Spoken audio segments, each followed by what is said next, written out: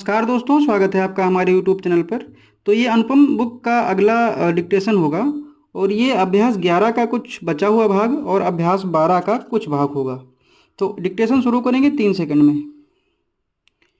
इस संदर्भ में यह भी आवश्यक है कि खादी ग्रामोद्योग के व्यापक प्रसार के साथ साथ इसके उत्पादन में गुणात्मक सुधार लाकर इसे अधिक लोकप्रिय बनाया जाए।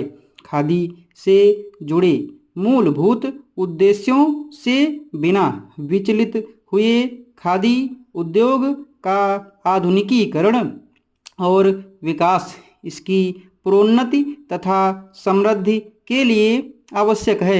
इसके साथ ही प्रचलित विपणन प्रवृत्तियों, वर्तमान जन आकांक्षाओं और उपभोक्ताओं की पसंद को भी ध्यान में रखना होगा।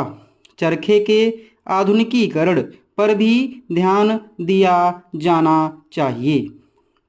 शासन खादी ग्रामोद्योग को प्रोत्साहित करने के लिए हर संभव प्रयास कर रहा है। इसके विकास व प्रोन्नति के लिए एक व्यवहारिक योजना बनाई जा रही है, जिसको 7वीं योजना अवधि में कार्यान्वित किया जाएगा।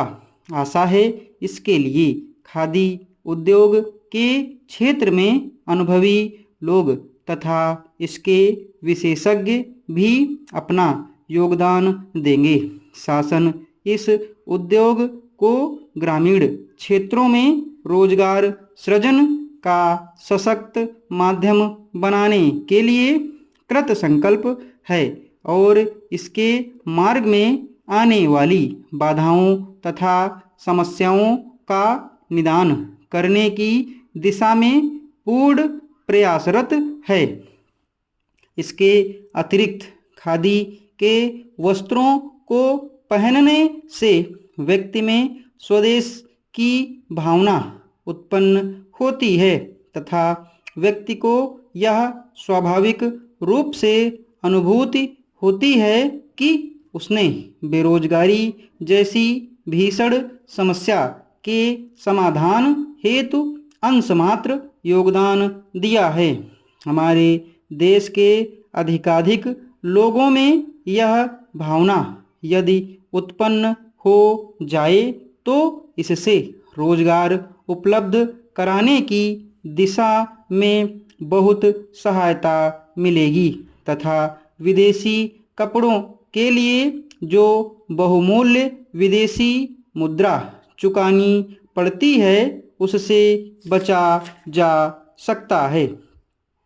संयुक्त राष्ट्र महासंघ के ढांचे में आमूलचूल परिवर्तन की मांग वैसे तो पिछले 3 दशकों में अनेकों बार उठाई जा चुकी है, लेकिन अब यह मांग जोर पकड़ती दिखाई दे रही है।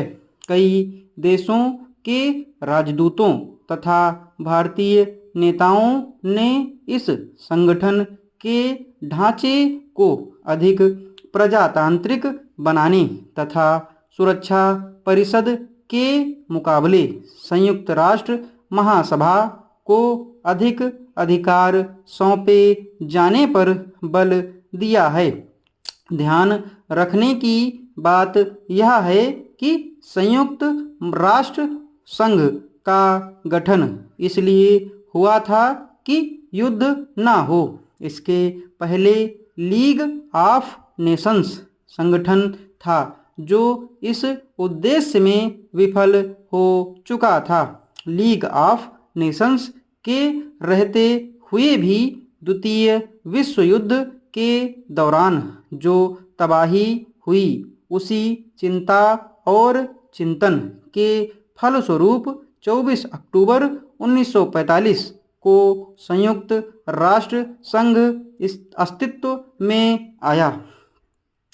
इसके चार्टर में पहला उद्देश्य यही घोषित हुआ कि अंतर्राष्ट्रीय शांति और सुरक्षा बरकरार रखी जाए। संगठन में सुरक्षा परिषद को केंद्रीय महत्व दिया गया। उसमें मूलतः 5 स्थायी सदस्यों की व्यवस्था की गई। 5 स्थायी सदस्यों अमेरिका, सोवियत संघ, ब्रिटेन, फ्रांस और चीन को वीटो पावर से संपन्न किया गया ताकि फिर किसी विश्व युद्ध की पुनरावृत्ति नहीं हो। लेकिन यह विशेष व्यवस्था ही गहरे मतभेदों का कारण बन गई। प्रारंभ में अमेरिका ने चीन को स्थायी सदस्य मानने के बजाय फार्मोसा को चीन मानकर उसे सुरक्षा परिषद में बिठाए रखा। 25 अक्टूबर सन 1971 में जाकर चीन को वास्तविक प्रतिनिधि होने की मान्यता दी गई। इस डिक्टेशन में लगभग 481 शब्द थे और 5 मिनट 50 सेकंड में ख़त्म किया गया है, तो स्पीड वही 85 से 90 तक गई है। इस डिक्टेशन की PDF आपको हमारे टेलीग्राम चैनल से मिल जाएगी। टेलीग्राम चैनल का लिंक डिस्क्रिप्शन बॉक्स में और नीचे कमेंट बॉक्स में पिन किया हुआ है। धन्यवाद।